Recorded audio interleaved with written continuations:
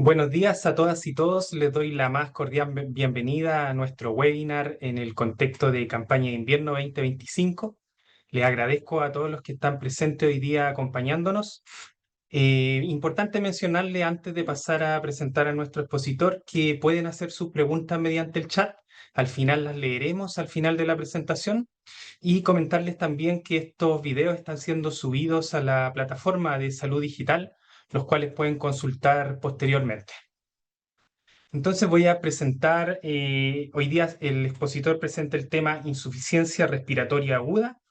Él es el doctor Omar Robles, él es médico pediatra y referente de los programas respiratorios y de campaña de invierno del Servicio de Salud Metropolitano Norte. Le doy el pase, doctor. Bueno, les contaré. Primero, esta clase ya llevamos tercer año haciendo este webinar en el cual nos hemos enfocado en el manejo de la insuficiencia respiratoria aguda en pediatría.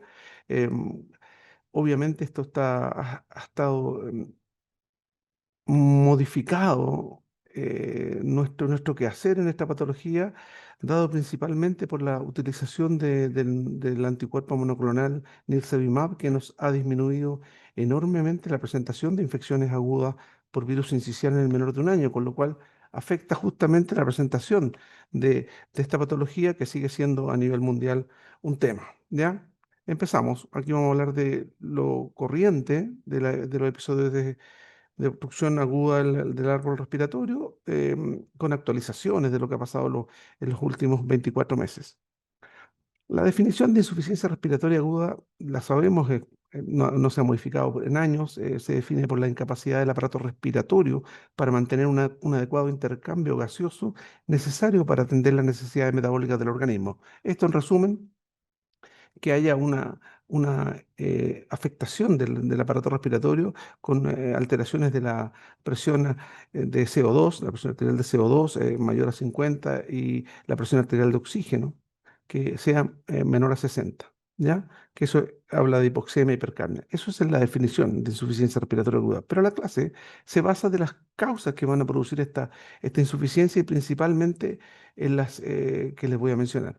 La bronquitis aguda, que es un episodio de crepitaciones gruesas, de roncus, el síndrome bronquial obstructivo, la bronquiolitis y el asma, que van a producir los episodios de sibilancias, que son el gran causante y donde nos vamos a concentrar en esta clase. ¿Ya?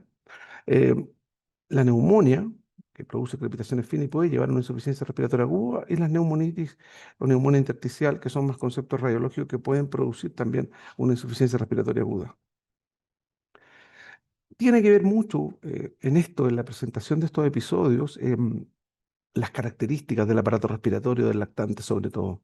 Aquí sabemos que mientras más pequeño es el lactante, mientras antecedentes pueda tener de una prematurez, va a tener mm, más inmadurez del centro respiratorio, menor tolerancia a la fatiga muscular, hay una mayor resistencia de la vía aérea, hay ausencia de ventilación colateral, las estructuras anatómicas que van a hacer la ventilación colateral en el alveolo se desarrollan alrededor de los 2 años, que son los poros de Corn y los canales de Lambert. Por lo tanto, permite menos ventilación a menor edad, ¿ya? Y hay mayor proporción y tamaño de las glándulas submucosas bronquiales. Por lo tanto, por sí solo, mientras más pequeño hay mayor cantidad de secreciones en la vía aérea baja, ¿ya?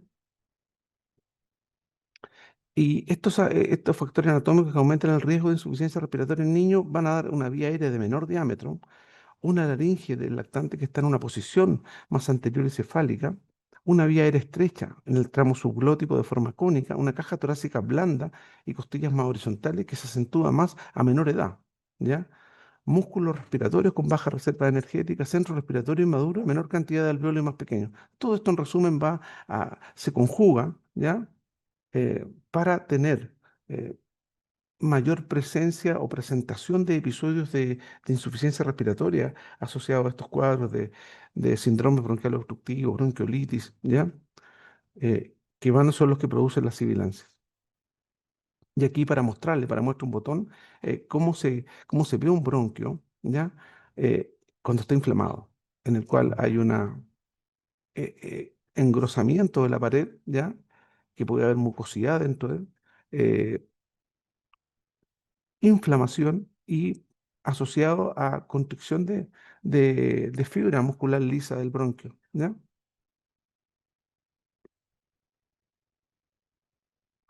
Y si nos vamos al tema, a la definición de la bronquiolitis, se define como el primer episodio de sibilancias en menores de un año, tradicionalmente.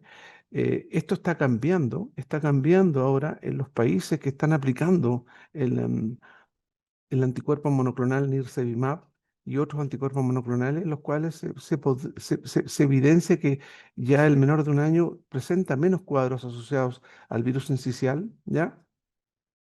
em, Esta enfermedad se define como el primer episodio, por lo tanto no ha tenido enfermedades previas, generalmente producida por el virus sincicial, pero eso ha ido cambiando, ¿ya?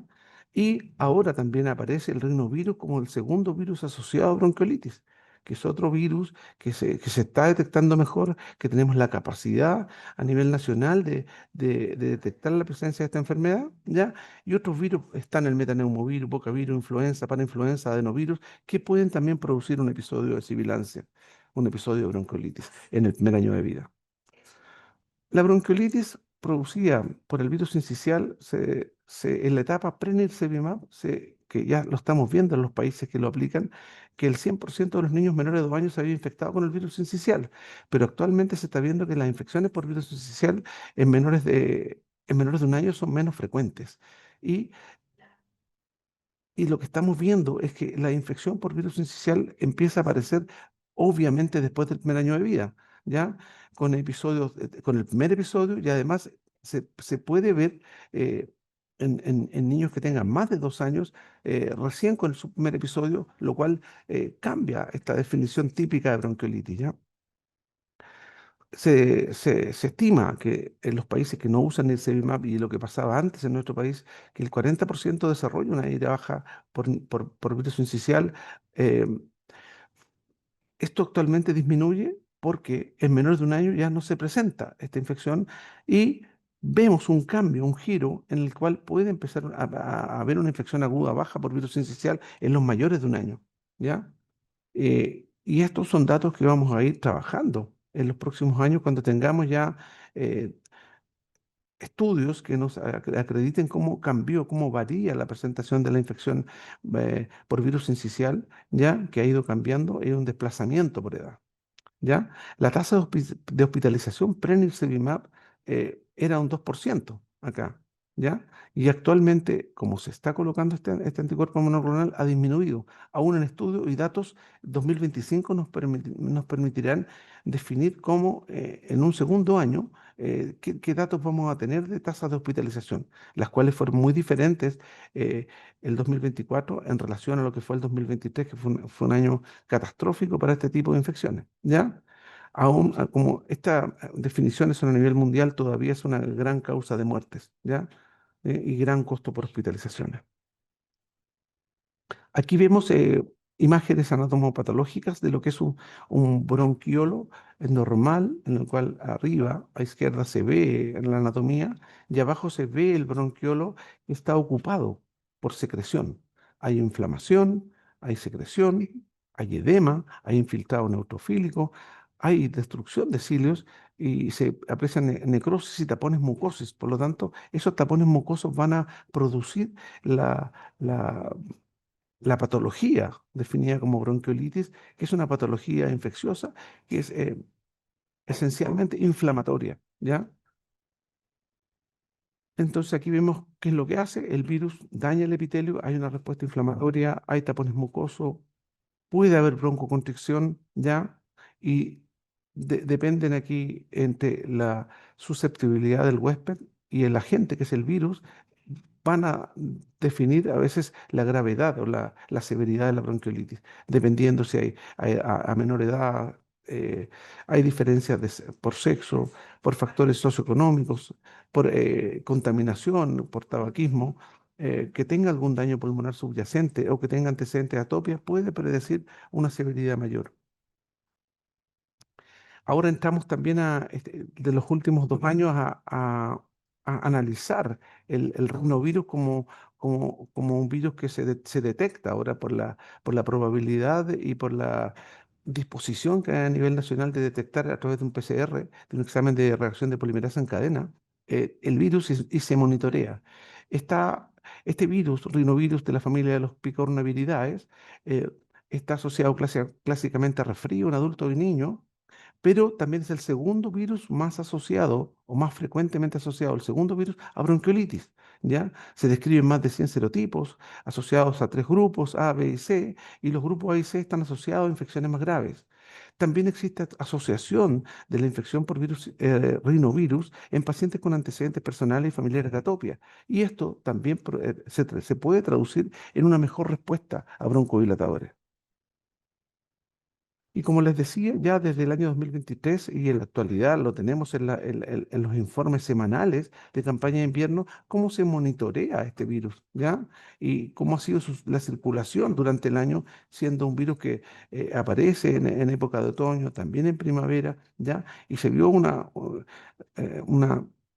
predominio de este virus en los meses de marzo, abril y ya con una disminución ahora el mes de mayo, ¿ya? El diagnóstico de la bronquiolitis es un cuadro clínico que se inicia con síntomas catarrales, ¿ya?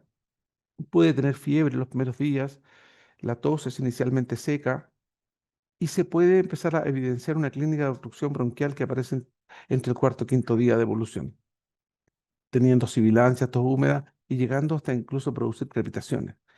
Los lactantes más pequeños y recién nacidos pueden presentar episodios de apnea, por lo tanto hay que tener cuidado con este tipo de infecciones, ¿ya? Y hay que estar atento a los signos de insuficiencia respiratoria.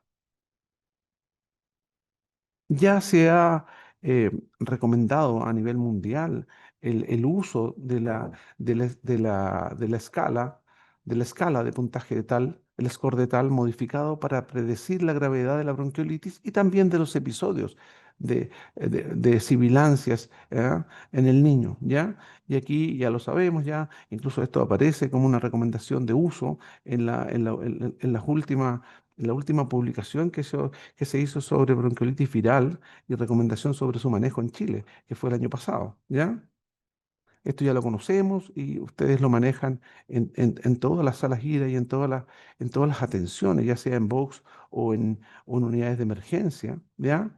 Clasificando mediante la presentación de estas características, frecuencia respiratoria, a diferente edad, menor y mayor de 6 meses, sibilancias, uso de musculatura accesoria y esto en el score de tal asociado a la saturación, ¿ya?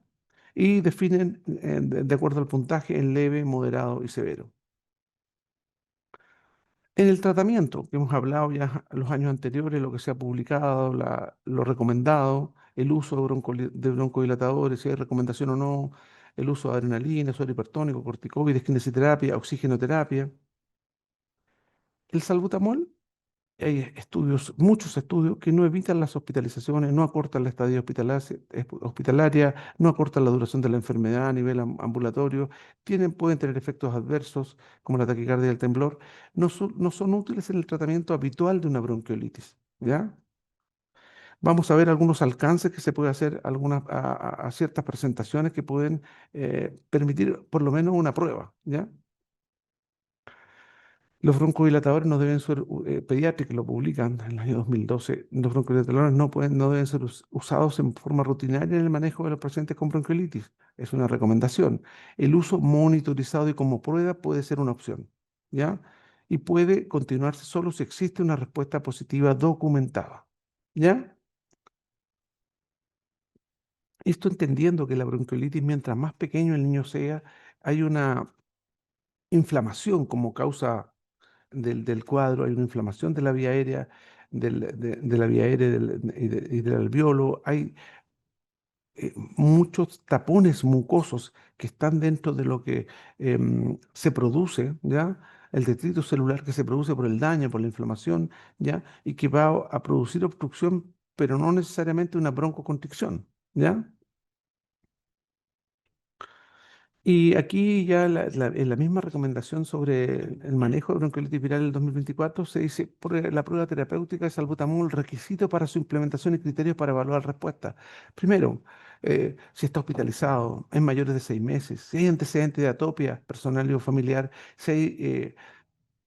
se ha detectado la presencia de rinovirus con una PCR positiva, ¿ya? Y los criterios de respuesta, usar el puntaje de tal antes y después de la prueba terapéutica. La evaluación y reevaluación debe ser realizada por la misma persona. El tiempo entre evaluación y la reevaluación no debe ser más de 20 minutos. Una respuesta positiva corresponde a una disminución del puntaje de tal en al menos 2 puntos y que nos permita decir en realidad nos sirve o no nos sirve. La adrenalina tiene un efecto básico vasoconstrictor alfa, ¿ah? Y broncodilatador beta. Em, la evidencia basada en revisiones y estos estudios no acortan la estadía hospitalaria ni reducen la tasa de reingreso, por lo tanto, tampoco está recomendado. Las nebulizaciones con suero hipertónico, ¿ya? Que a través de un suero al 3% aumenta el barrido mucociliar, hidrata la superficie de la vía aérea y disminuye el edema, no se ha logrado obtener evidencia de que avale su uso en el tratamiento de una bronquiolitis. Los corticoides no deben ser usados en forma rutinaria en el tratamiento de de una bronquiolitis, ya que su efecto de una enfermedad con inflamación y aumento de tapones mucosos no evidencia una respuesta. Podrían ser útiles en un lactante que tenga un episodio de sibilancias y que tenga enfermedad pulmonar crónica o lactantes con SBOR, ¿ya? Que pudieran eventualmente ser asmáticos y ahí algo pudiese haber de respuesta, pero es difícil encontrar en el primer episodio de sibilancia estos antecedentes, ¿ya? Y el tratamiento que uno se recomienda acá, el soporte respiratorio, el aporte de oxígeno si la saturación es menor a 93%, la hidratación y la nutrición, ¿ya? El, el aseo nasal, ¿ya? La vía aérea superior aporta el 50% de la resistencia de la vía aérea en los lactantes, por lo tanto, su disminución a través de un adecuado aseo nasal permite un confort y una disminución de las molestias y síntomas de- del cuadro respiratorio. Los broncodilatadores, solo en caso que se demuestre el efecto clínico, ¿ya? La kinesioterapia respiratoria no está indicada en la etapa aguda, puede agravarla, recomendada en casos de atelectasias y o convalecencia para manejo de secreciones, pero ya el año pasado también en estas recomendaciones se hace una recomendación más específica, ¿ya? Recomendada en hipersecreción, en tos inefectiva y obviamente en los casos de atelectasias. Y ya se estima que las maniobras recomendadas son una expiración lenta y prolongada, una tos provocada y una desobstrucción renofaringea retrógrada, que están dentro de las maniobras que ejecuta el kinesiólogo en este procedimiento, ¿ya? Por lo tanto, existe una recomendación con eh, etapas o síntomas o condiciones de esta bronquiolitis y con las técnicas recomendadas como más adecuadas. Si nos vamos a los episodios de sibilancias, que también nos convoca esta presentación, que son aquellos que pueden presentarse ya en forma recurrente, ¿ya? Recordar que 1 de cada 3 niños ha tenido un episodio de sibilancia antes del tercer año de vida, ¿ya? La mayoría de estos episodios son desencadenados por infecciones virales y estos nos demandan una gran cantidad de consultas en los centros de salud y en los servicios de urgencia. El diagnóstico de un episodio de sibilancia es importante realizarlo correctamente, una historia de síntomas y signos que avale que estamos frente a un episodio de sibilancia, confirmar siempre que sea un episodio de sibilancia por el profesional, médico o kinesiólogo. Evaluar esta severidad, si hay severidad de estos episodios, evaluar si hay síntomas intercríticos, si hay antecedentes de asma y atopia, para ir encajando el cuadro, si podría corresponder a un cuadro de asma, estos episodios de sibilancia. Habitualmente se enfocan en todas las presentaciones a que si se pueden tratar con corticoides sospechando asma, ¿ya? Y existen un gran número de pacientes que presentan sibilancias no existiendo argumentos para pensar en asma. Este grupo es aquel que nos debemos enfocar en el manejo de cada episodio. Y en estos manejos se recomienda eh, episodio a episodio usar broncodilatadores, ¿ya? aseo nasal, medidas generales de manejo y alimentación, KTR en los casos necesarios, y en sospecha de asma, tratar como tal. Y dentro de los principios del tratamiento de mantención de un episodio de sibilancia, existe la terapia no farmacológica, que es la educación y el automanejo, la reducción máxima a exposición de humo de tabaco, y si hay sensibilización, reducir la exposición a aeroalergenos y hacer un seguimiento adecuado.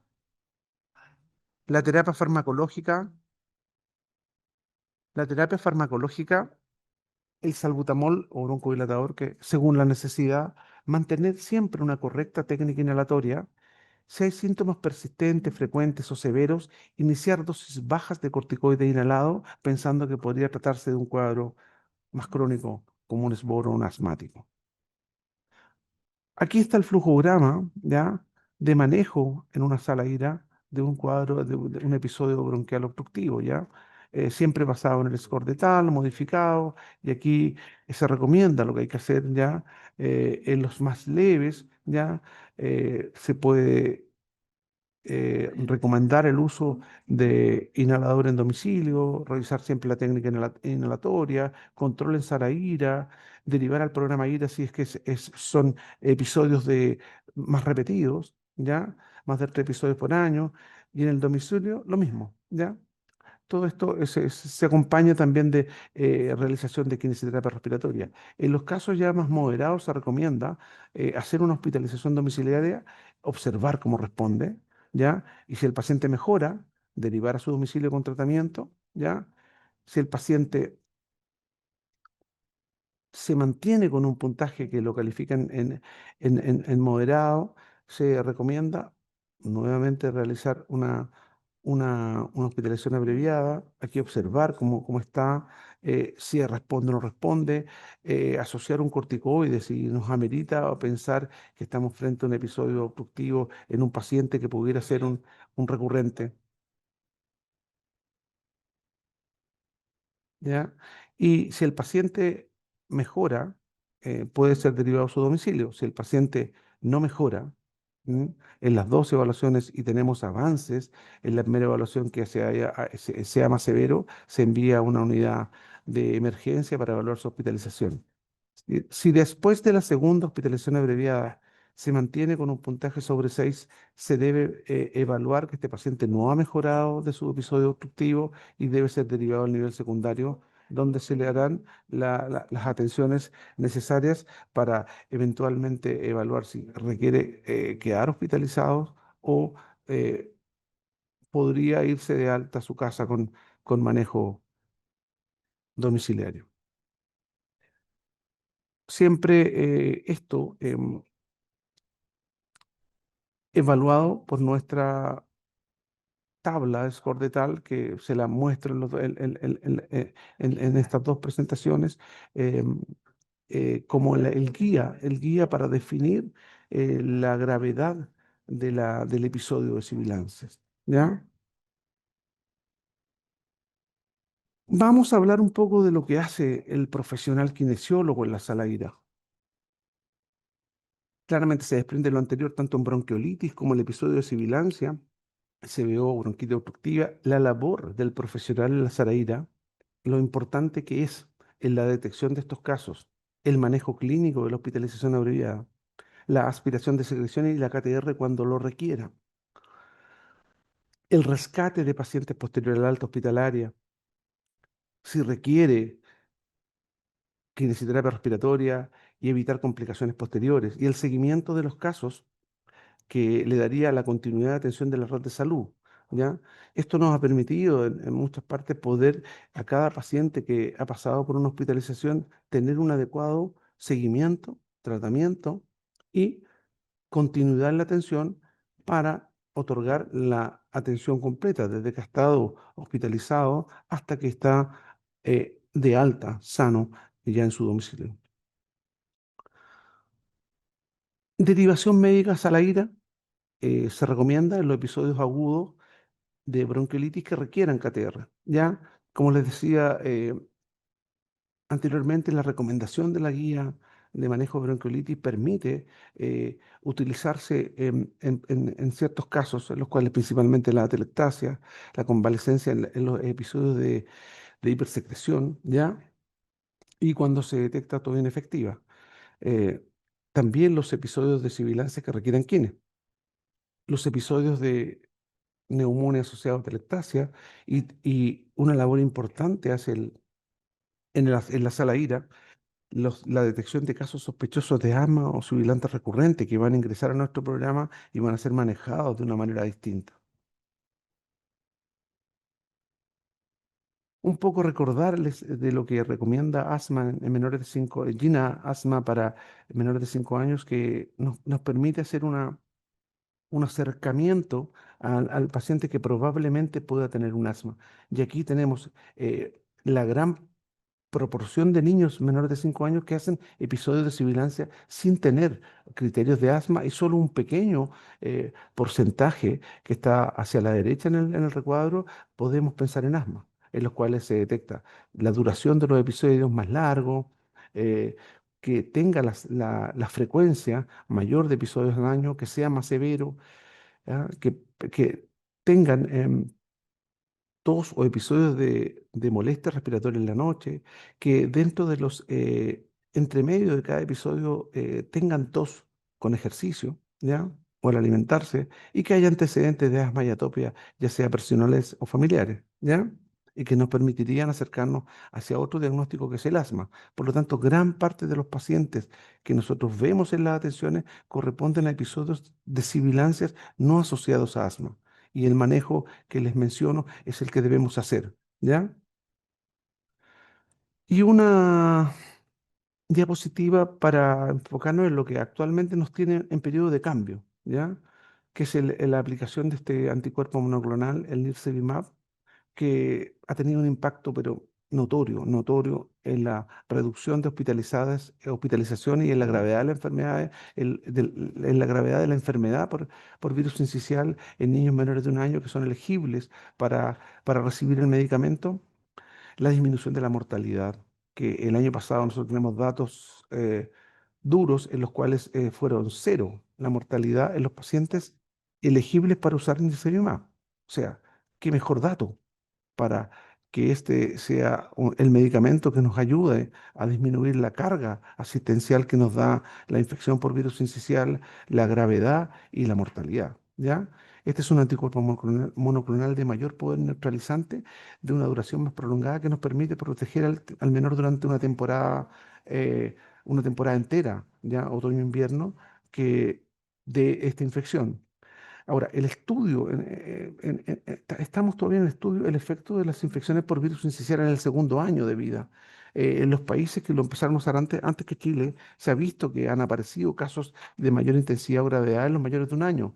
Y acá nosotros ya estamos viendo casos de pacientes que se han descrito en los informes semanales de niños entre 1 y 4 años que han estado hospitalizados por ira baja, grave, por virus sincicial.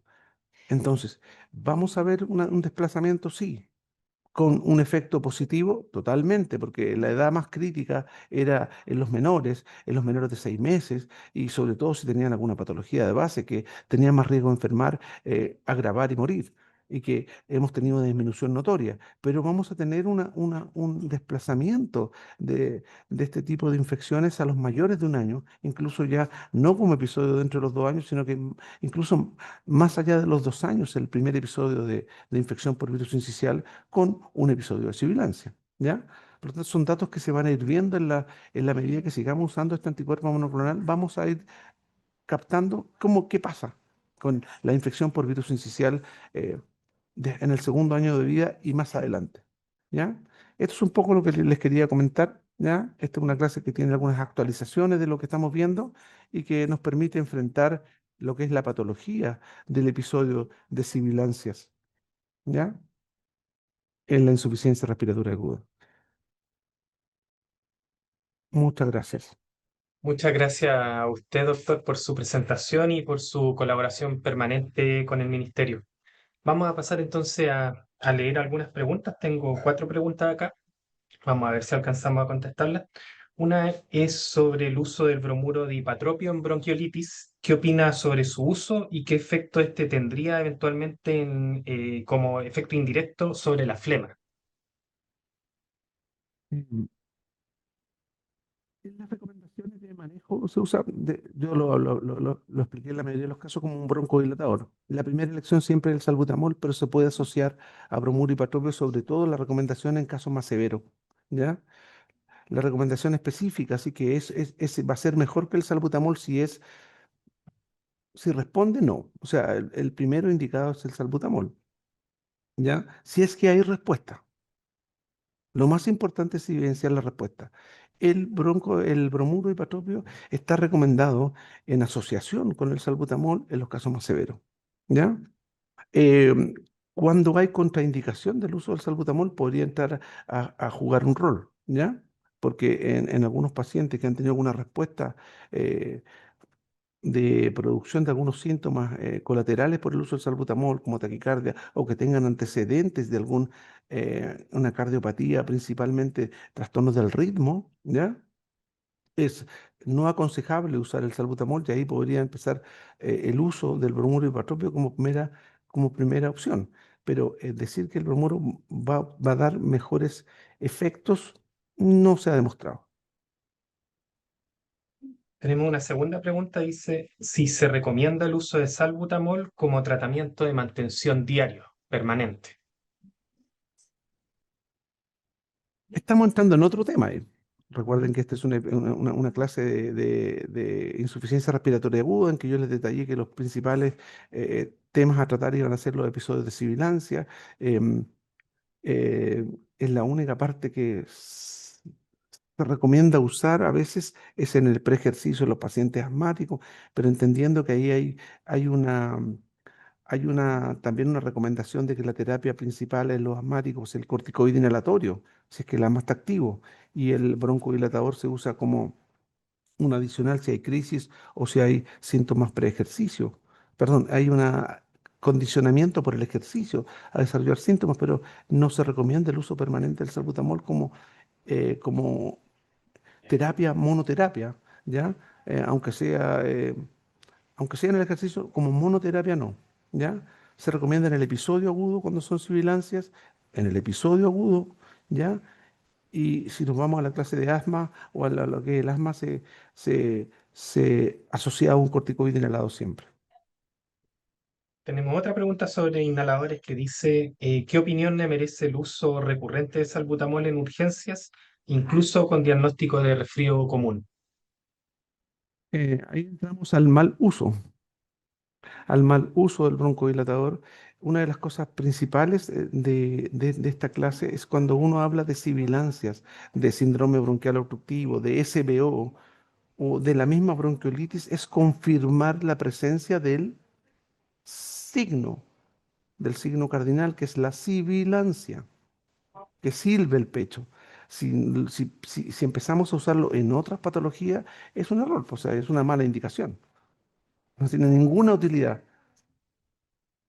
Y tenemos una última pregunta acerca del score de tal. Dice si se sigue aplicando hasta los 3 años, dado que indica le llegan pacientes que fueron evaluados en urgencia con score de tal para mayores de esa edad. El score de tal puede ser usado en mayores, ¿ya? Porque el score de tal define la severidad de una obstrucción bronquial. Con esto también, en una primera instancia, en el menor de 3 años, recordar que después en los asmáticos se usa otro score que es el pulmonar score, que es muy parecido al score de tal. Por lo tanto, en los pacientes más grandes es un score muy parecido al que se usa, ¿ya? El episodio obstructivo bronquial amerita siempre una evaluación con el score de tal, modificado. Esas serían las preguntas, doctor. Muchas gracias nuevamente por su participación. Nos despedimos entonces y lo dejamos invitado al próximo webinar de esta campaña de invierno 2025. Muchas gracias, doctor.